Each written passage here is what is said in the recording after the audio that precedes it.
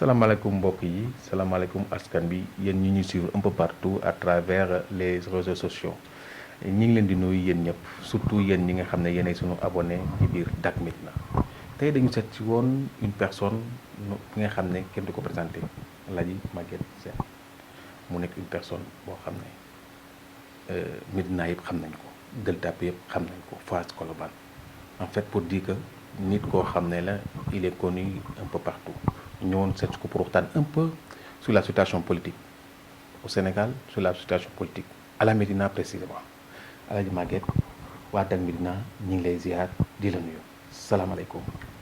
aleykum salaam mbokki Ndakaaru mbokki réew mi mbokki waa Dak Médina di site internet boo xam ne dafa juddoo ci réew mi màggee ci réew mi di béy waaram ci réew mi entre la grande Médina Plateau Fass Gueule Tapée Colobane et j'en passe une forte contribution ci développement bi ci gox-goxaat yi yéen a ngi ciy béy seen waar may nuyu ñëpp nag.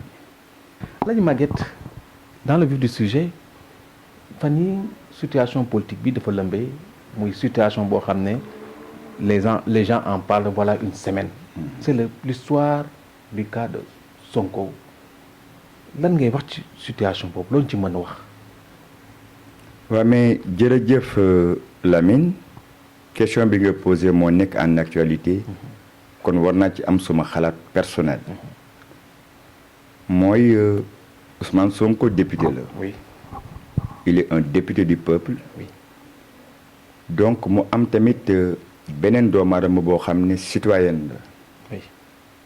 ñoom ñaar am kenn koo xam ne dafa porter plainte mu nekk pendant devant la justice et je pense que quand bu nekk yaa ngi wax mais preuve ba léegi ci authenticité PV dañ koy dégg rek ñi di wax certificat médical ñi di wax rapport médical ñi naan propriétaire bi wax na lii ku nekk ak sa version chacun est avocat de Ousmane Sonko chacun est avocat de Adji Sarr. Oui. kan moo leen mën a àtte mooy yoon. Oui. donc tuuma la ñuy wax ni actuellement nii tuuma nag dañ ko war a leeral. kon man sama position bi ma ci am mooy que ne ba léegi daal ñi ngi gëstu. ñi ngi wax immunité parlementaire. ñi ngi wax avocat. ñi ngi wax partisan de Ousmane Sonko. te yàlla moo xam. comme yàlla moo xam te on a des enquêteurs on a une justice qui est là bu war a instruire à charge et à décharge. Effectivement. Voilà. C'est ça, il faut que les gens comprennent ça aussi. Comprennent que ne dafa war a instruire à charge et à décharge. Oui.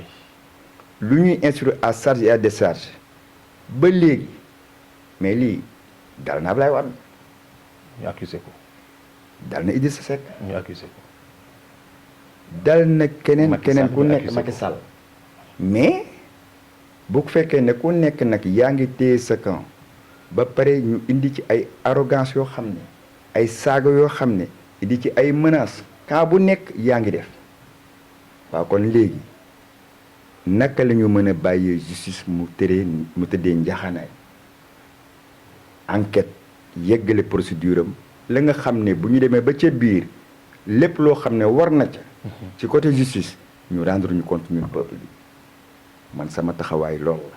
Ok camp bi ma far daal mooy camp wu vérité. waaw Moussa mu nekk camp bu sage. Bon ça ne surprend pas pour ku la xam.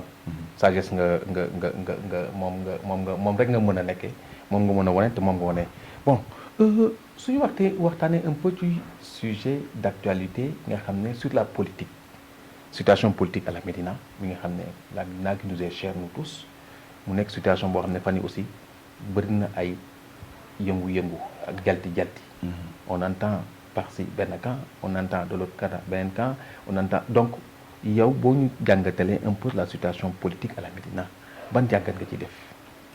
waa jàngat bi may am ci situation politique Médina mooy dafa am Benno Bokk Yaakaar. Oui. mu nekk le camp présidentiel. ci Médina dañuy nekk ay opposants. Effectivement ça c'est important que nit ñi xam ko. waaw loolu dañ ko war a leeral camp wu Benno Bokk Yaakaar nous sommes des opposants ci côté municipal bi. municipalité bi. Sur le plan communal nous sommes des opposants. Oui. am koo xam ni équipe boobu ñoom ñoo fi nekkoon te ñoo fi nekk ba léegi. di diriger. diriger bi ñuy diriger ñoom ñu ngi battre campagne comme quoi li ñuy def baax na. lu ñu mës a def baax na. kon bu ñu yegsee ci élection locale yi dañuy laajaat mairie Médina. ok et c'est légitime. c'est très légitime mais mu nekk Benno Bokk Yaakaar nag moom it war a am un candidat.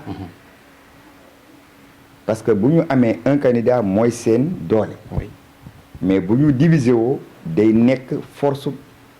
camp bële mais soo xoolee li ngay wax nii c'est le principal problème de seen camp yéen ñi nga xam ne yéen a bokk Benno Bokk Yaakaar am na pluralité déjà de candidature. ça c'est un problème et su ngeen diviser woo yaakaar ngeen ce qui se passe di ngeen gagner. parce Non. que les élections passées. xawoon na ko wone division bi ngeen am. bi camp boobu amoon moo tax ngeen perdoon la municipalité. effectivement. et j'ai l'impression que c'est ce qui est en train de se dessiner. mais loolu nag dañ ci war a tirer enseignement te yaakaar naa ne ci suma xel. bu rafet que ne Benno Bokk Yaakaar du ñu dem ci élection yooyu divisé wu parce que du seen avantage. mais ce qui était valable la fois passée peut être valable. pour cette waaw fois-ci.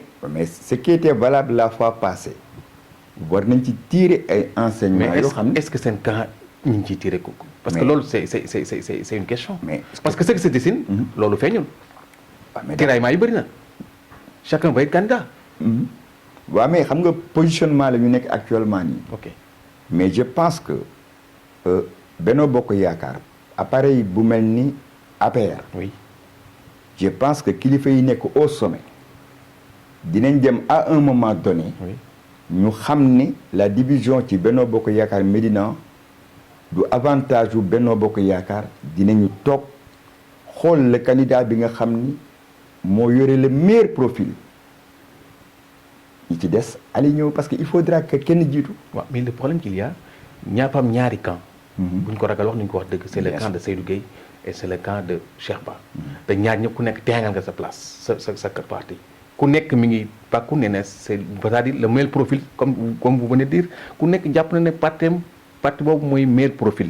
candidat yi nga xam ne ñoo signalé wu déjà muy Seydou Gueye déclaré na sa candidature Cheikh Ba déclaré na ko tout récemment donc deux candidats ci benn place te ku nekk jël na position est-ce que yaakaaroon ne affaire bi fossé bi mi ngi gën a étendre avec le temps. waaw mais Lamine il faut comprendre que ne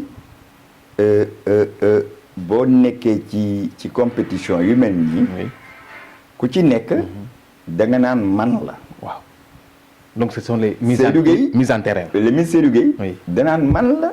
et est-ce qu'il n'est pas plus président légitime? Cheikh Ahmed Tidiane Ba danaan man la. Est-ce que lui il n'est pas plus légitime? waaw il est non. ministre conseiller. waaw non la légitimité. Oui. ci élection gox-goxaat. nit ñi. ñooy tànn ki ñu bëgg mu jiitale. mais en général ki nekk chef de file bi.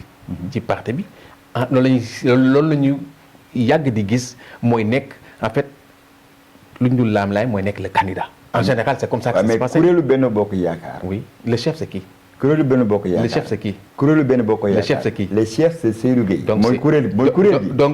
donc légitimement c'est lui le plus légitime. non légitimité bi doo ko dugal foofu xam nga doo ko fa dugal lan. oui oui kuréelu Benno Bokk Yaakaar Seydou Gueye moo koy diriger kuréelu Benno Bokk Yaakaar. raison pour laquelle. mais élection. oui buñ ca tolloo. ba war a tànn un candidat. oui plénipotentiaire yi nga xam ne ñoo nekk ci biir Benno Bokk Yaakaar ñoo koy tànn. ku ci nekk da nga naan man bëgg naa ok Seydou ne bëgg naa Cheikh Ba ne bëgg naa keneen ne bëgg naa bu leen jëm candidature ci Cheikh Ba rek ak Seydou Gueye. mais parce que moi je dis que camp boobu mooy ñaar ñi nga xam ne déclaré nañ ko. Ah. il y a d'autres qui sont là-bas mais ils n'ont bu ñu pas génnee encore. seen déclaration ba génn. oui mais am na foo xam ne sax dem ci primaire sax ci biir parce que bul xam ni le président Macky Sall. mais day xool intérêt bi nga xam ne à un moment donné. buñ ko defee Médina jël mairie bi mais day plié wu ci volonté boobu woo les concernés waxtaan ak ñoom ne leen kat attendez. mais Sidi Sam da ngeen ko fàtte ci affaire bi. moo tax ma ne la ko c'est ça que je t'ai dit may la moo tax. il y en a d'autres yoo xam ne waxaguñ ko. mais maa ngi dégg ñu ngi laal mais ne ñoom aussi c'est des potentiels candidats waaw moo tax may la fi mu ne nii. dañu nekk ci langue boo xam ne actuellement.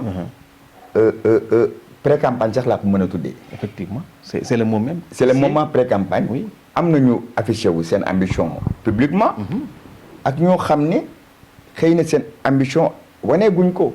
ñu ngi xaar beneen moment ñu affiché ko. oui buñ ca tolloo nag Benno Bokk Yaakaar bu keroogee nag amul man maay directeur man maay ministre man maay ki nga xam ne moo yeyoo nekk candidat wu Benno Bokk Yaakaar. mais c'est que tey Lamine rapport de force dafa am ah. oui en fait politique terre rapport de force la. yaay c'est ça la politique. qu'on le dise ou non. rapport de force dafa am. rapport de force la. yaay rapport de force dafa am. mais su ma déggee li nga wax mooy doole gi da nga yaakaar am na fu mu féete. bien sûr.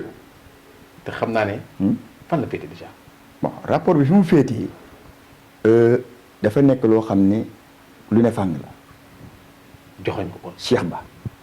mais nga teg ko fan. Cheikh Ahmed Tidiane Ba. oui non dafa yàgg daf ko liggéey. pourtant les autres peuvent dire la même chose. waaw mais bokkul ba tey xam nga Cheikh Ba li ko parce que dugal. l'implantation du parti à la Médina Seydou Gueye y est pour beaucoup de choses. waaw. donc légitimité bi. kenn mënu ko ci génne et est-ce qu'il n'est pas le plus légitime d'ailleurs. waaw mais Lamine Benno Bokk Yaakaar. oui APR masuñu gagné élection Médina kooku c'est un fait. avant Cheikh Ba. oui on a toujours perdu les élections mais Cheikh Ba li mu liggéey avant muy dugg ci kuréelu Benno Bokk Yaakaar di ko liggéey amul politique politicienne. oui parce que réew mi kenn mënu leen nax. étant inspecteur des impôts et domaines ou avant cela mu fexe ba jegeñ population di ànd ak ñoom sur le mouvement associatif. di ànd ak ñoom ci biir gox-goxaat yi. di jël li mu am ak ay xaritam li ñu am. ma di ko dajale di ko bokk ak askan bi di déglu seen soxla di ci def kéemtalaayu kàttanam ci projet de développement. loolu di dem ba ñu dégg ko au sommet que ne kat kii Médina jox nañ ko kàddu ndax kat jege ñaleen. parce que réew mi li ñuy xool mooy ku leen amal njariñ. ñu xam ne Cheikh Ahmed Tidiane Ba amal na njariñ Médina. mais si lañ ko woowee fal ko nombal tànk directeur des impôts et domaines. oui bañ ko falee mais Lamine dafa ñëwaat yokk cere dolli ñeex ci biir Médina. mais bi mu ñëw fekk na fi dara il n'a pas trouvé un terrain vide. ok d'accord. mais ñi mu fekkoon est-ce que c'est légitime na mu ñëw fekk ay nit jiitu leen. waaw non parce que problème bi c'est ça. liggéey moo am solo te nit ñi ñooy choisir xam nga nit ñi Lamine kenn mënu leen ne kaa ma jiitale. mais man dama gis ne choix bi c'est un choix naturel parce que kay moo fi nekk yàgg jiite nekk pratiquement koo xam ne moo bokk na. kay boobu mooy Seydou. Seydou Gueye bien sûr moo fi nekk yàgg jiite. waaw waaw mais est-ce que bi ñu fi nekkee yàgg jiite. oui est-ce que yàgg naa gagné. mais li ngeen gagné da ngeen dolli ci li mu da ngeen jël dolli ci li mu doon def. waaw kon nag donc comme bu ngeen dollee c'est ne veut pas dire que c'est vous qui avez fait gagner. waaw mais Lamine xam nga nag Médina ñun dañu xamante suñu biir. oui dañu xamante suñu biir. te Lamine làmba ji ku ne xam nga ki la man waaw mais ñoom ñi ngi bàkku de nee nañ ñoom. waaw mais xam nga kenn du dem làmba ji ne damay daanu. ok làmba ji. kenn du ca dem bëri dimanche ne damay daanu. yow jàpp ngeen yéen a mën. waaw mais ci doxalin xam nga la moo tax ma mën na la CATB. oui bu Cheikh Ahmed Tidiane Ba li ñuy def dafa am fu ñu ko teg. pan ngeen ko teg. askan bi ci seen bopp ñoom ñoo jël Cheikh Ahmed Tidiane Ba ci ay critères yu bari jël ko xam ne kii c'est l'homme idéal. ah oui il faut le garder. un bon maire il faut le changer il faut le garder. non si c'était. les gens disent que c'est un bon maire. non ces partisans disent que c'est un bon maire ngay wax. donc il est à garder. non. ces partisans disent que c'est un bon maire. Ah, donc il est mais boo defee sondage yu non lépp ñi ànd ak moom. ñu ne moom maire bu baax la. ce qu'en disent les autres. parce que c'est pas un bon maire. c'est pas un bon maire. ah non parce que xam la mooy un bon maire. oui. cadre de vie wu Médina. bi ñu la falee fi nga ko fekk bu fekkoon ne def na ko kon Cheikh Ba du ci am yoon. moom nee na defar na parce que il a pavé il a pavé tout pratiquement carte kii bi yëpp dëkk bi yëpp Médina yëpp pavé na ko. xam nga Lamine. li gën a bon mooy nit ñi dañu boo leen di nax dañ lay yërëm. kon day naxee. non ne dañ lay yërëm. Lamine dañ lay yërëm parce que li ngay def dañuy xam ne lii. donc le maire bi day nax nit ñi. ah mais politique la. ah il fait de la politique day nax nit ñi. day xam politique politicienne. oui. mooy maanaam li nga xam ne droit wu askan bi la. oui. nga di ko def yow mel ne yow sa alal la. maire bi amul maire non encore une fois xoolal. c'est pas le maire qui fait. sunu alal la. ok lii muy def pavage bi. ñun ñoo ko moom du xaalisam. donc day inverser rôle yi. dafa jaawale tur bi. dafa jaawale tur bi ak institution bi. dañ ñaan maire bi def na lii. non ñun ñooy maire bi. ok sunu droit la. est-ce que les gens comprennent ça comme tel. li ñu nag CAT bi. ñu ngi leen koy xamal. parce que li ñu xamalee mooy que ne ñun li CAT bi di def. lu mu moom la. du lu askan bi moom. non est-ce que loolu moo tax ñu tuddee leen Messi. ah non mais Messi dafa baax ci équipe. dugal bi dafa am les gens c'est parce que dafay def lu waa ji def benn booy nee na ma de par le passé su fa maire bi jeexee 100 francs Messi bu fa jaaxee joxe 200. non loolu ñu tuddee ko Messi. non et depuis peu de temps sax loolu mënatu ko. non ñun concurrence ñun doxuñu ak moom ci domaine boobu. en tout cas l'autre partie c'est que. non xam nga Lamine ma wax la benn anecdote. oui. moi j'ai travaillé avec Cheikh Ba 4 ans sans le connaître. Oui. Sans le voir. oui. son grand frère mooy suma alter ego. ok Amadou Diaba. ok.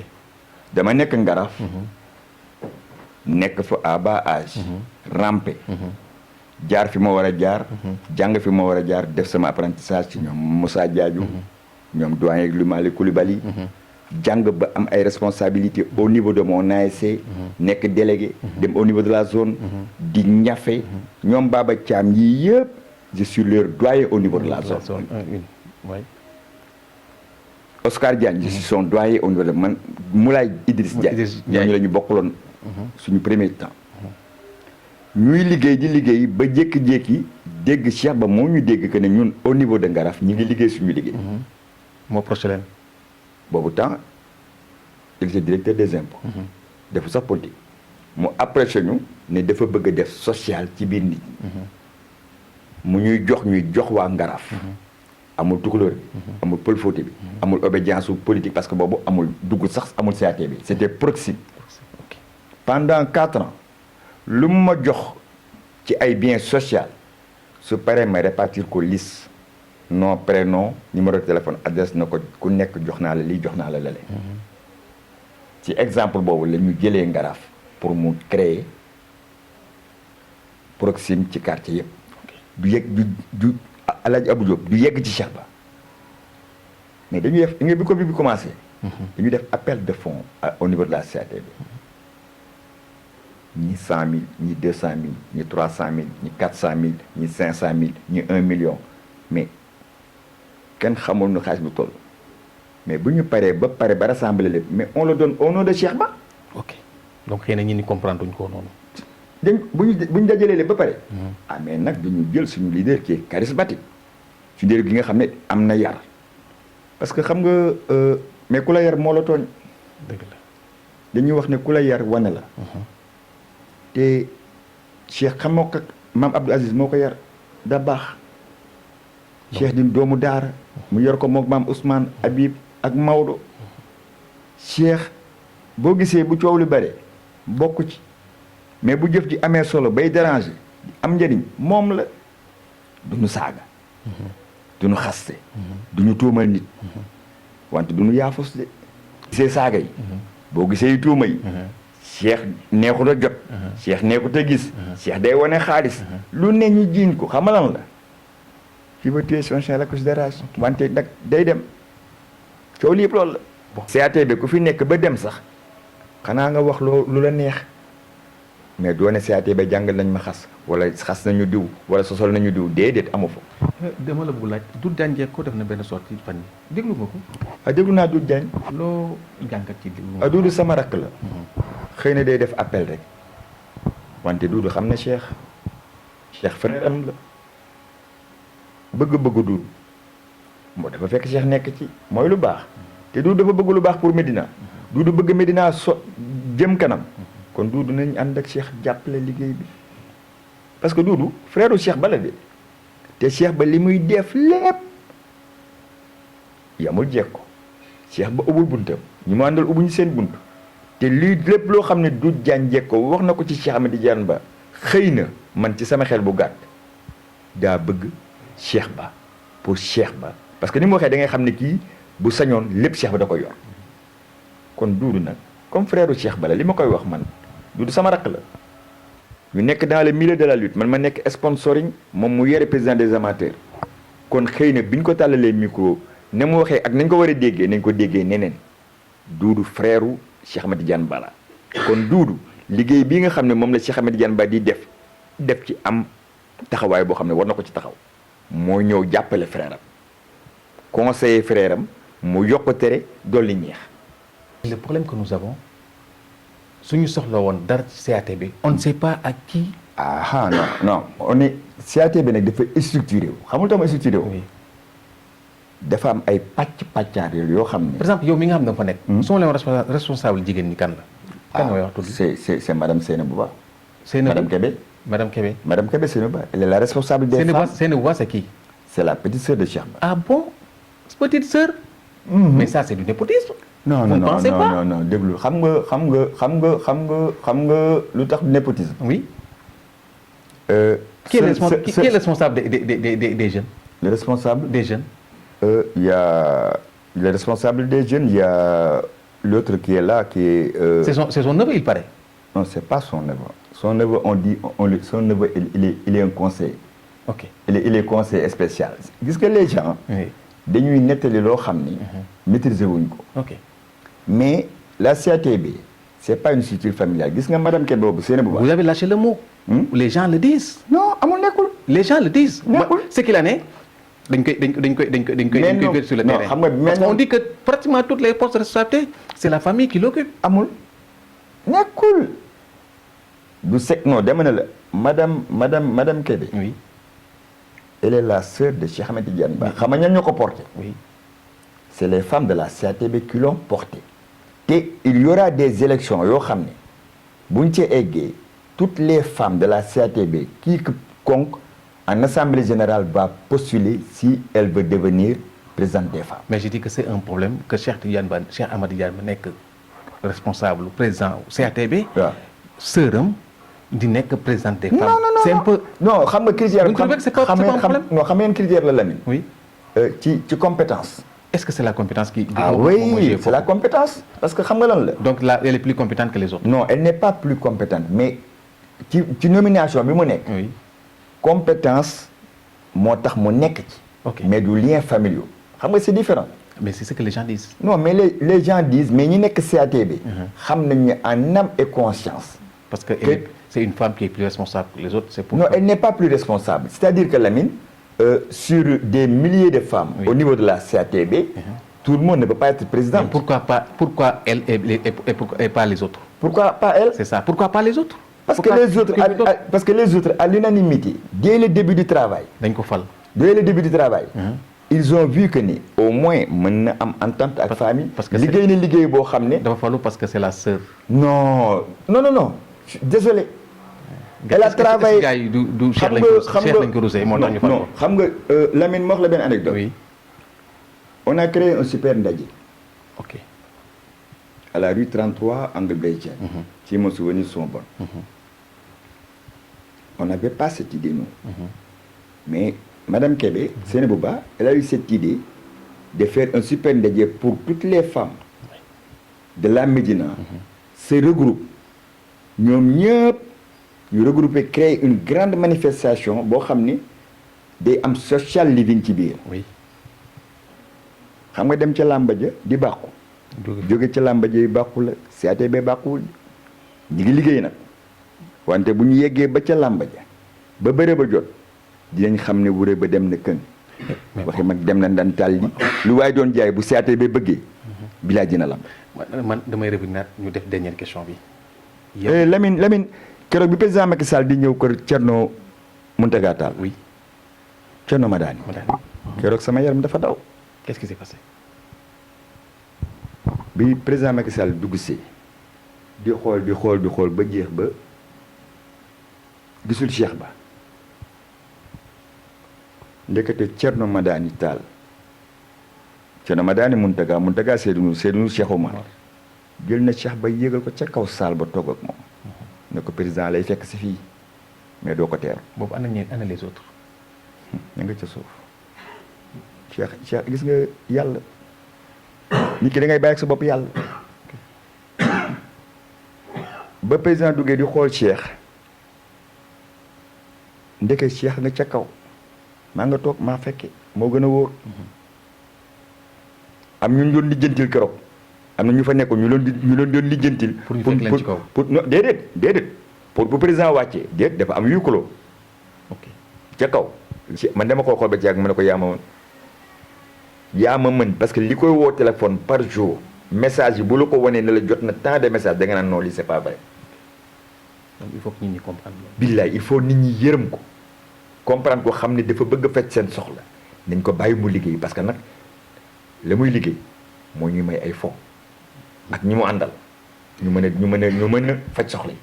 merci El Hadj Maguette. mais bu ñu toppee rek duñ liggéey. lan mooy nekk sa dernier message. mooy di woo Médina di woo kilifa diine yi ñu dolli ñaan ci mbas mi di woo responsable Médina yi ñu ànd bokk ndey bokk bàyyi xam ne nag il faut kenn jiite jàkka ya ñëpp mënuñoo jiite il faut kenn jiite ñii li xam ñi ca des déglu te nag Cheikh de buñ ko bàyyee mu jiite dina nekk njariñu Médina comme njariñu Médina man moo ma tax a jóg nag te gis naa ne njariñu Médina li ma gisee del na sama xel te yaakaari Médina ñoo ma ko wax ñoo ne ma mi ngi ci Cheikh Ahmed Tidiane Ba c'est le candidat de l'espoir qui dégage le meilleur profil ci yaram ci tegginam ci xarañteem mais nag du yaafus buñ ci eggee dinañ xam ne nag dem ca làmbajee bàkku jóge ca làmbajee ko gën kon daal loolu laay wax di ñaanal waa Médina jàmm di leen dolliwaat sama slogan bi nga xam ne mooy sama principe j'aime la Médina mais j'aime mon quartier Ngaraf penc mu mag moomu pencu Xaadi Jibril Diagne ñoo nga may maale jigéen yàq yaay ba bañ ba nga xam ne quartier boobu daf maa jox lépp ma di jéem nag di ko delloo lépp ci sama kénte layu kàttan di nuyu waa Dak Médina yéen nag war nañ leen jàppale lu dama ko wax ci émission bu ne seeni moyen bopp ngeen di jóge kenn corrompre leen te ngeen am seen indépendance nekk ay ndaw jël seen métier fonk ko tëddee ndeyu Cheikh njaaxaanaay tarixa yëpp ngeen yemale ba ci ñuy wax alléluia yéen a ngi leen di jox kàddu menuisier ak yéen ñëpp ngeen yemale kon man ngeen jàppale ndax di dafa baax ci quartier la Grande Médina Fass Gueule Tapée Colobane Plateau et j'en passe ñu ngi leen di seetaan de te bitim réew ngi leen di seetaan ñu mat a jàppale ngeen dama koy wax jërë ngeen jëf. gis ngeen sunu émission bi nu mu nekkee émission bu neex ñu El Hadj Maguette Sène Maguette Seye du moins mu nekk koo xam ne pratiquement dafa il est très intéressant très éloquent comme je peux dire mu wax fi ay loo xam ne historique da koy nangu te sa li mu wax rek fekkee muccul am na yoo xam ne témoin la maa ko fekkee la mu nettali ñu ko am na loo xam ne ku dund ak nit ñi mu nettali ñu ko mu am jàngat yu bëri yu ñu ci war def man leen rek laay delloo Médina benn bopp la ni ñu koy waral di waxee kenn du ko mën xaar ñaar li ñu boole politiciens yëpp li ñu boole moo ñu ëpp leen tàggale parce que Médina moo ñu boole te xëy na li ñuy wax rek wuute marchandise moo tax ku nekk di jaay njarte foofu la nekk ku nekk am nga droit faral ki la neex nañ jàpp ne ki nga faral yëpp leen rek yaakaar da nga yaakaar ne su jotee li nga xam ne moom la ñëpp war a bokk nga jox ko nga yaakaar ne dina ko yóbbu fi nga xam ne mooy di gën encore une fois nañu delluwaat xel yi xam ne politique kese la politique opinion la idée la mën na wute parce que c'est ça la démocratie ku ne am na droit faral ki nga neex ku ne am na droit kañ leaderam ku ne am na droit wax ay bëgg-bëggam c'est normal c'est la démocratie ñu delloo soit xel yi xam ne politique kese la te Médina ñun ñëpp ñoo ko bokk parce que doomu Médina yëpp xam naa ne koo ci gisit boo bee xolam li muy bëgg mooy Médina am essor y a pas plus ñun ñëpp ñoo bokk loolu ñu ngi leen di jox rendez-vous prochainement ak beneen invité bu leen fàttee toujours li ma leen di wax dem leen suñu page Facebook ngeen visité ko dem leen suñu compte YouTube ngeen abonné ñun fii moom lu am solo kese moo fi am boo ñu suivre jëriñu boo ñu dégloo jëriñu ñu ngi leen jox rendez-vous prochainement wasalaam